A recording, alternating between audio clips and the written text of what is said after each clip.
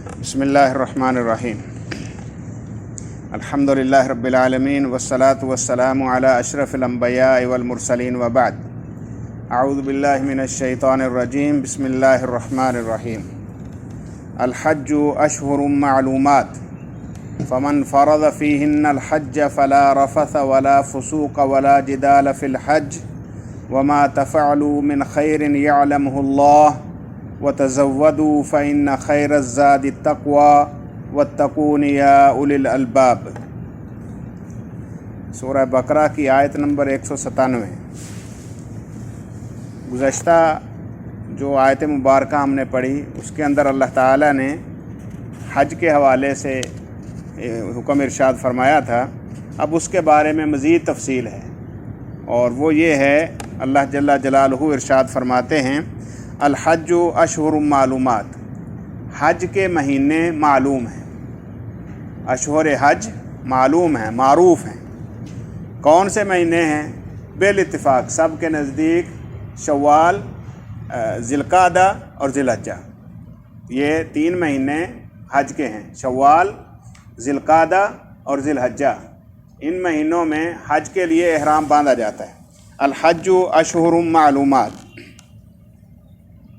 फ़मन फ़रज़ फ़ीहिन्नल हज, बस जिस पर इन महीनों में हज फ़र्ज़ हो जाए। एक तो फ़िक़ही मसला ये समझ लेना चाहिए, अल्लाह जल्ला जलालहू का ये फरमान कि अल हज्जु अशहुरुम मालूमात, हज के महीने मालूम हैं, यानी पहले आम लोग ये सब के यहाँ मारूफ़ था कि हज इन्हीं महीनों में से होगा। अब इसका मतलब ये नहीं है कि कोई जाए तो शवाल में हज करके आ जाए और कोई जाए तो ज़ुल्क़ादा में करके आ जाए, नहीं, बल्कि आम जो बाकी सारा साल है वो बैतुल्लाह में जाने के लिए उम्रे की नीयत से जाना है। और अगर कोई आदमी हज की नीयत से जाना चाहता है तो उसे चाहिए कि वो इन महीनों में इहराम पहने, यानी शव्वाल में अगर यकम शव्वाल को इहराम पहन कर चला जाए, मक्का में रुके 2 महीने और फिर हज जो है वो कर ले तो कोई हरज वाली बात नहीं। बाज़ फ़ुक़हा के नज़दीक सारा साल ही हज है।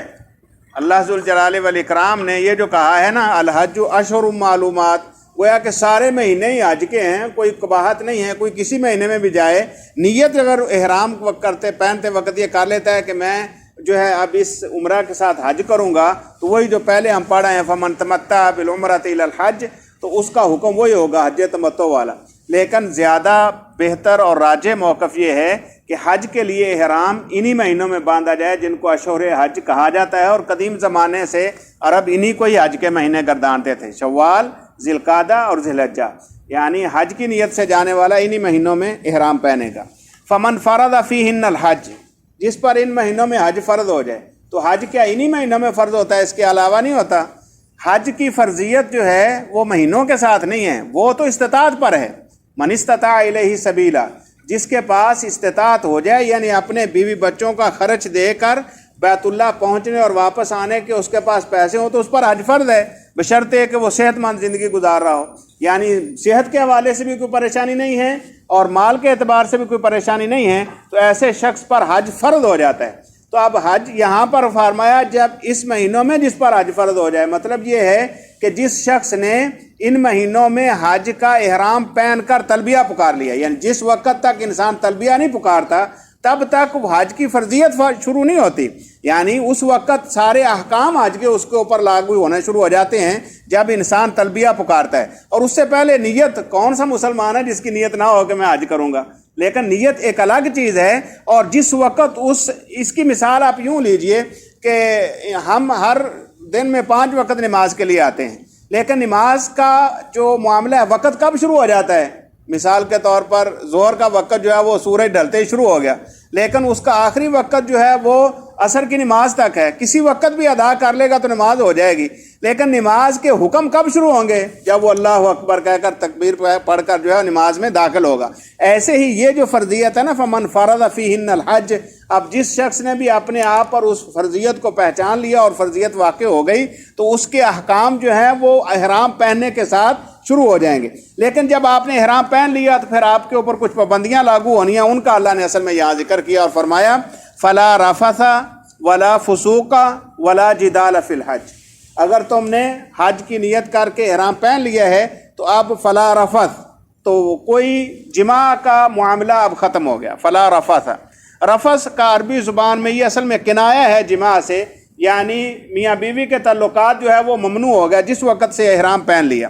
ولا فسوق، اور نہ ہی کسی بھی قسم کا فسق آپ کے لیے جو ہے وہ کرنا جائز ہوگا. فسق عام حالات میں بھی جائز نہیں ہے، لیکن حج کے اندر اللہ تعالیٰ نے فسق سے معنی اس کا کیا ہے، فسق کا اس سے مراد کیا ہے، کئی ایک اقوال ہیں فقہا کے محدثین کے، اور کچھ لوگوں نے کہا ہے کہ اس سے مراد جو ہے وہ کسی کو گالی دینا ہے، کیونکہ نبی مکرم صلی اللہ علیہ وسلم نے ارشاد فرمایا ہے سباب المسلم فسوق وقتالہ کفر، مسلمان کو گالی دینا یہ فسق ہے اور اس سے لڑائی جھگڑا کرنا یہ کفر ہے. تو اس سے مراد کسی کے ساتھ لڑائی جھگڑا کرنے سے پہلے جو گالی گلوچ یا اس طرح کی بد زبانی ہے تو وہ ہے. اور اس سے عمومی طور پر ہر وہ معنی چیز آ جائے گی جس کے اندر اللہ تعالیٰ کی کسی بھی حوالے سے نافرمانی ہوتی ہے، یعنی عام عصیان اور عام معصیت جو اللہ تعالیٰ کی وہ تمہارے لیے کرنا جائز نہیں ہے. جس وقت تم اپنے آپ کو اللہ کے جو ہے وہ سپرد کر رہے ہو اور اللہ کی اطاعت کے اندر اللہ تعالیٰ کی رضا کے لیے حج کے لیے نکل رہے ہو، تو پھر نہ تو کوئی نفسانی خواہشات اس میں ہونی چاہیے اور نہ ہی کوئی عام غلطیاں جو عموماً لوگ کرتے ہیں وہ ہونی چاہیے.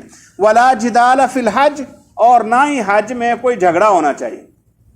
جدال کے دو معروف معنی ہیں مفسرین کے نزدیک. ایک تو یہ ہے کہ جب اعلان ہو جائے کہ جی فلاں تاریخ کو آ جائے تو پھر جھگڑا نہیں ہے کہ ایک دن پہلے آ جائے گا ایک دن بعد میں ہے. قدیم زمانے میں یہ تھا کہ لوگ جو ہے وہ حج میں اختلاف رائے ہر وقت میں دنیا میں رہا ہے، تو کچھ لوگ جو ہے یہ سمجھتے تھے کہ شاید حج کل ہے، کچھ کہتے تھے آج ہے. ایک تو یہ ہے جدال، یعنی جھگڑا نہیں کرنا آپس میں کہ حج کب ہے، اجتماعی معاملہ ہے، لہذا اتفاق رائے سے جس چیز کا اعلان ہو یا حکومت وقت یا وقت کا جو ذمہ دار ہے وہ جب اعلان کر دے کہ اس دن کو حج ہے تو وہی حج کا دن ہوگا، اس میں جھگڑا نہیں. ایک معنی یہ ہے. اور دوسرا یہ ہے کہ قدیم زمانے میں جیسا کہ معروف ہے کہ جو مکہ کے رہنے والے لوگ تھے قریش وغیرہ، یہ جب حج کے لیے جاتے تھے تو یہ عرفہ میں نہیں ٹھہرتے تھے، عرفہ سے پہلے ہی رک جاتے تھے. باقی سارے عرب جو ہے وہ عرفہ میں جاتے تھے اور یہ لوگ وہاں سے پہلے ہی مڑ کر جو ہے وادی محصر سے واپس آ جاتے تھے. تو یہ سمجھتے تھے کہ ہمارا حج افضل ہے، اور جو وہاں عرفہ میں پہنچتے تھے وہ کہتے تھے ہمارا حج افضل ہے.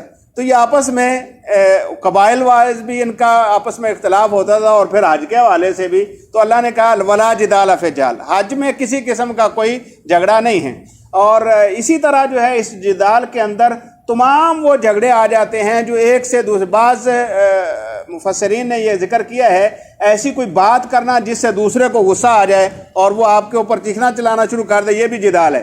یا کسی چھوٹی موٹی چیز کے اوپر ایک دوسرے کے ساتھ گتھم گتھا ہو جانا، یا کسی معاملے میں جیسے جس کو عموماً ہم جھگڑا کہتے ہیں تو وہ بھی اس میں آ جاتا ہے. تو اللہ نے کہا فلا رفث ولا فسوق ولا جدال فی الحج.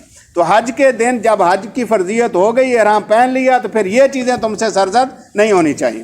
وما تفعلوا من خیر، اب جب چیزوں سے منع کیا ہے وہ چیزیں جو کہ مناسب نہیں ہیں تو پھر اس کے مقابلے میں فرمایا وما تفعلوا من خیر یعلمہ اللہ، اور جو بھی تم بھلائی کرو گے اس کو اللہ جانتا ہے. اس کے مقابلے میں یعنی ایک دوسرے کے ساتھ خیر خواہی، ایک دوسرے کے ساتھ ہمدردی، ایک دوسرے کے ساتھ معاملات کی بہتری.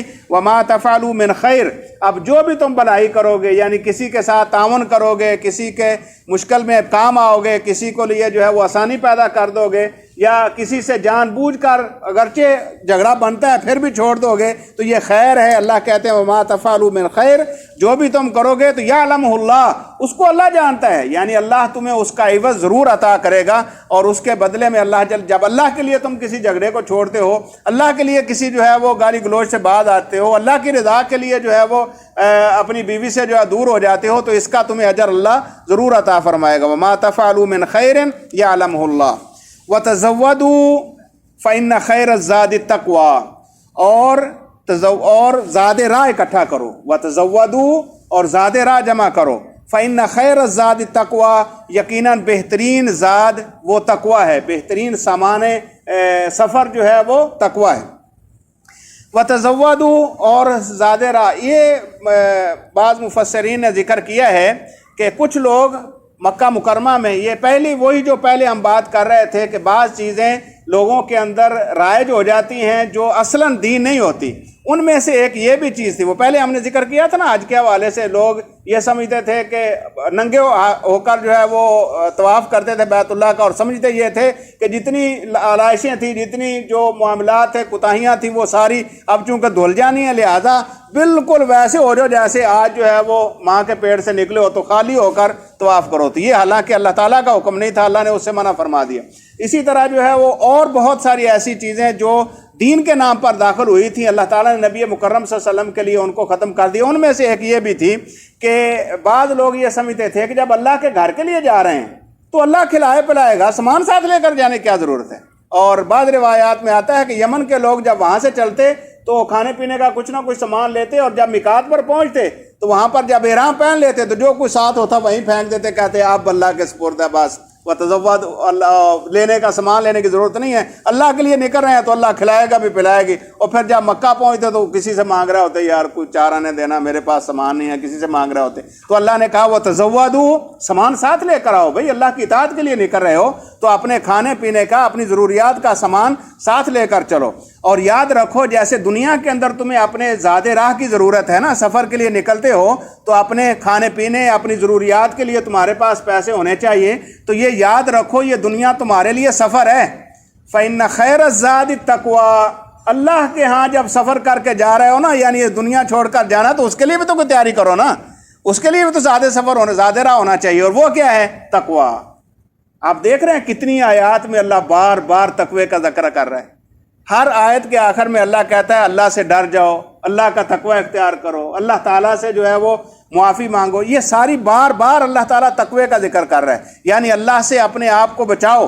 اور ساتھ ہی فرمایا واتقونی، اب پیچھے کہا فإن خیر الزاد التقویٰ، بہترین زاد راہ تو تقوی ہے، یعنی آپ اللہ ذوالجلال والاکرام سے ڈرتے ہوئے جو بھی معاملہ کرتے ہو تو یہ گویا کہ تمہارا توشہ آخرت ہے، یہ تمہارا آخری سفر جو ہے جو ہونے والا ہے اس کے اندر تمہیں فائدہ دے گا۔